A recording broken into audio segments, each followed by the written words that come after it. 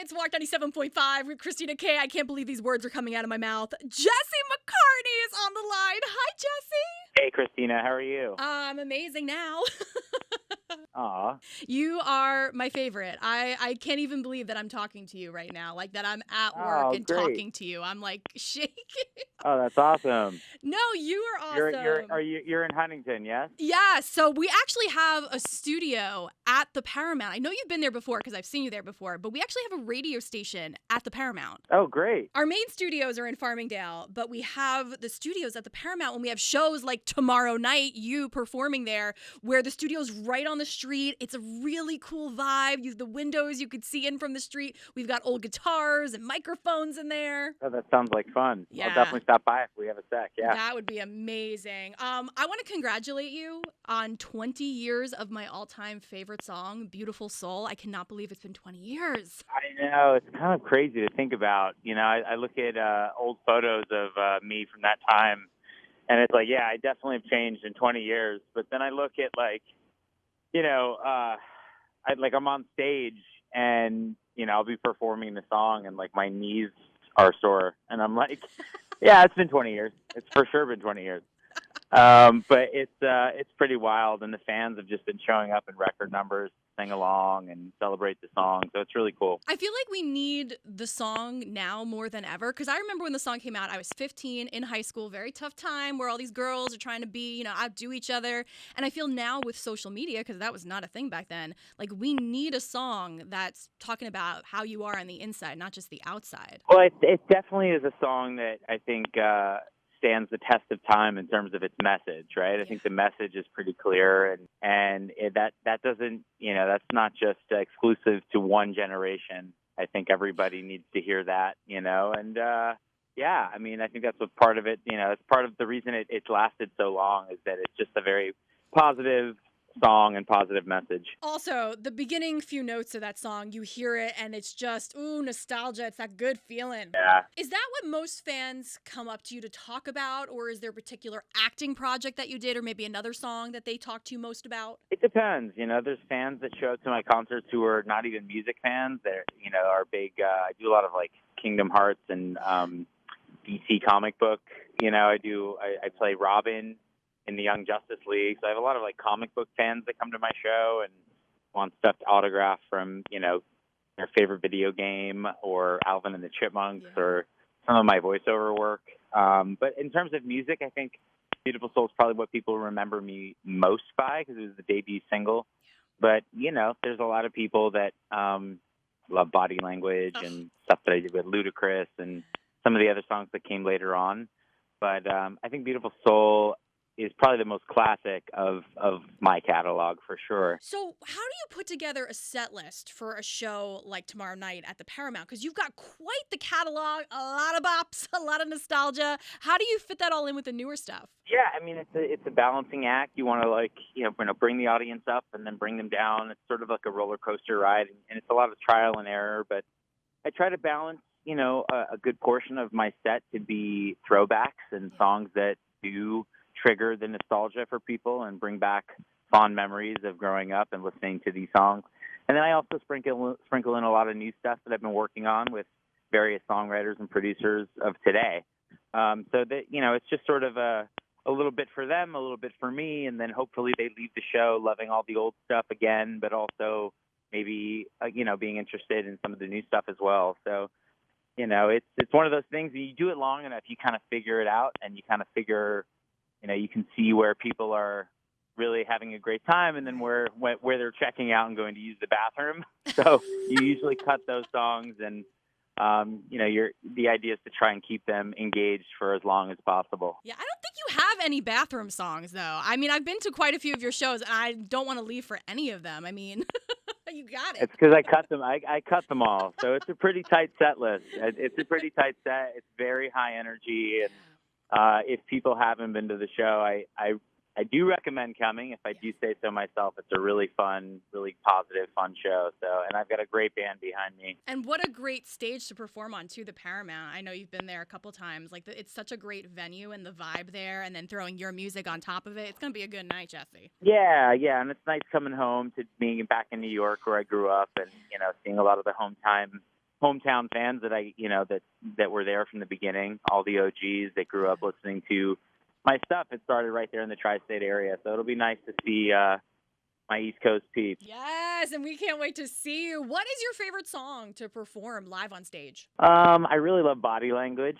It just plays really well in the set, and so is How Do You Sleep. I think How Do You Sleep has the biggest impact in the show because it comes right after a couple of really slow ballads and sort of like a costume change or like a clothing change that I do halfway through the show. So How Do You Sleep really it hits. It hits pretty hard because of where it is in the set.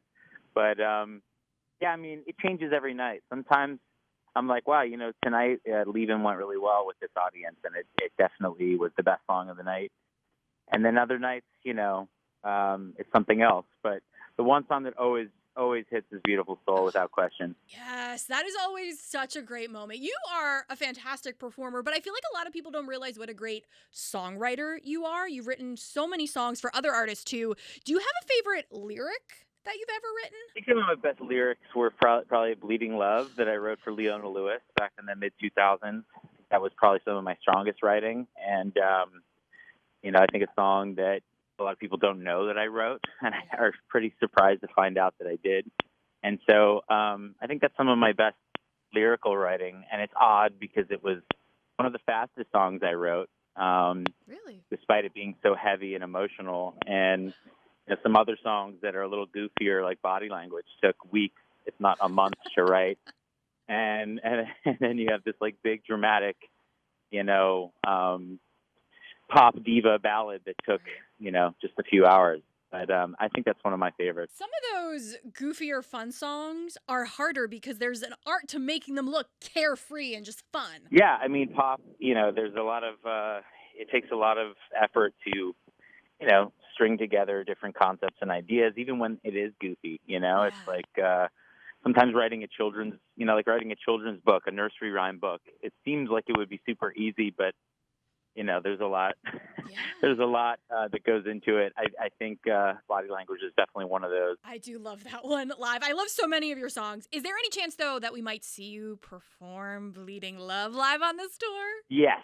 Yeah, I'm definitely going to sing that one. That's another one that goes over really well and kind of a nice moment for the show. I keep getting more and more excited for this show. I was watching before your call a bunch of your old music videos, all the feels. What is your favorite music video that you've done? Probably How Do You Sleep with Ludacris. We got to be on the hoods of a bunch of classic cars, which was awesome, and shooting with Ludacris was amazing. That's an iconic one for sure. Actually, you've had so many iconic acting roles too that I feel like a lot of people don't know. Summerland, if you know, on the WB. But is there a character, a role you've ever played that you would love to revisit? I liked playing a villain. I was a villain in this show for like 2 episodes. I was on Fear the Walking Dead, and I got to play like this pirate who, jumps on board of a ship pretending to be a nice person, and then basically holds everybody at gunpoint and tries to rob the ship, and then gets eaten by an apocalyptic zombie. And it was really fun to shoot, and it was not something I think people expected from me. So I like playing some of those darker roles. See, that's fun because people don't expect that from you. So that's got to be fun for you to play. Yeah, it was fun. I don't think people knew it was me at first, too. I had, like, facial hair. Yeah, you did not I even had to do a double take, and I'm very familiar with your work, and I was like, Jesse? Yep. You know it. I love it. So you have done so much more than I think people realize, but what's something you want to accomplish next? Oh, man. I mean, I think at some point I'd love to produce and maybe direct something, whether it's comedy or some sort of, multi-cam comedy or even a single-cam comedy thing. My wife and I love comedy, and we love writing comedy, so I think it would be fun to produce something with our friends, our other actor friends, and kind of get behind the camera for a minute. That would be something I think we could look forward to in the future. Okay, I like this. Is there anything you can tease about stuff you're working on? After this tour, I'm going to have to go back to the drawing board.